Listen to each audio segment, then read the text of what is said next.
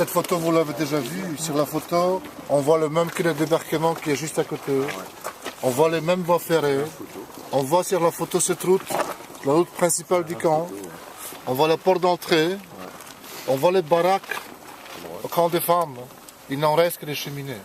Et on voit sur la photo les déportés, après la séparation des familles. Ils attendaient la sélection. L'autre photo qui a été prise à l'arrivée d'un autre convoi.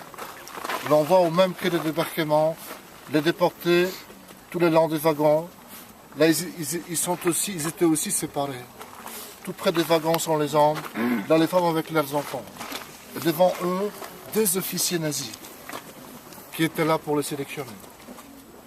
Celui qui est devant la colonne des femmes, il a commencé à le faire. Cette femme avec son bébé vient de passer par la sélection.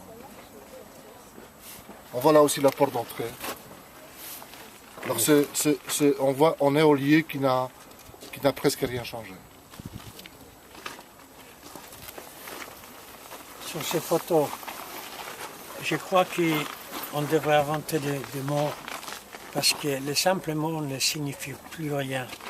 De décrire les scènes les scènes tragiques qui se sont jouées ici, à cet endroit, non, vous ne pouvez pas vous imaginer. Et personne, un être humain normal, ne peut pas s'imaginer ce qui s'est joué ici.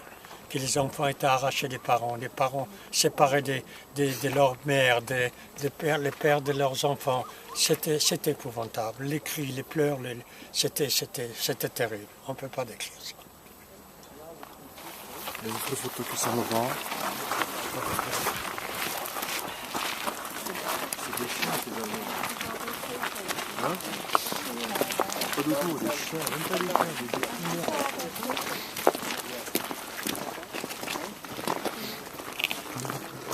Cette photo, vous l'avez déjà vue aussi. Ouais. La photo prise au moment d'une sélection. On voit sur cette photo un officier SS qui faisait une sélection. Il était là. On voit sur la photo la baraque, la même, en face. La baraque qui était destinée aux responsables des gardiens. On voit sur la photo le déporté qui avançait au quai de débarquement pour passer par la sélection. On voit sur cette photo aussi cette route. C'est la route des déportés après la sélection. Quand la sélection se faisait là, après la sélection, les déportés juifs qui ont été désignés pour la mort immédiate. Ils étaient répartis en deux directions. Les uns devaient suivre cette route. Au bout de la route, vous allez voir tout à l'heure, il y avait deux chambres à gaz crématoires. Les autres sélectionnés pour la mort immédiate devaient prendre le chemin qui passait par la deuxième partie du camp. Le chemin menait au bois derrière le camp. Nous allons arriver aussi tout à l'heure. Il y avait deux autres chambres à gaz crématoires.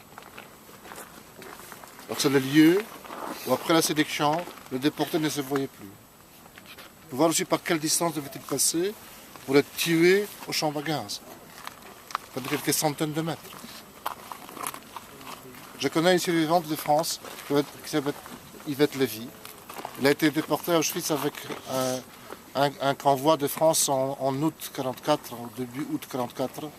Et dans son convoi, il y avait 300 enfants juifs orphelins, emmenés au camp avec quelques monitrices.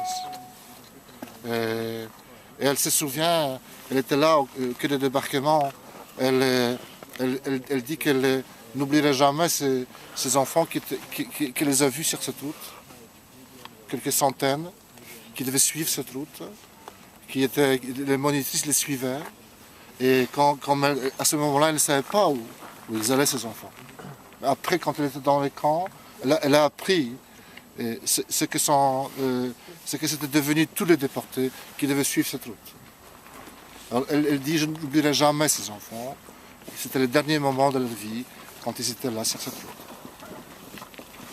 Et l'autre photo, on voit les mêmes lieux ensemble.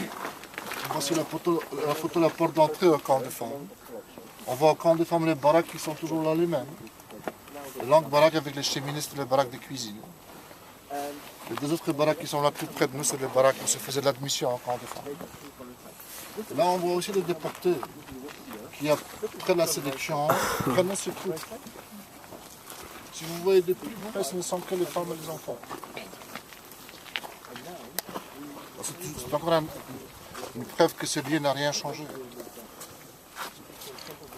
Nous allons suivre le même parcours que nous suivons de partout.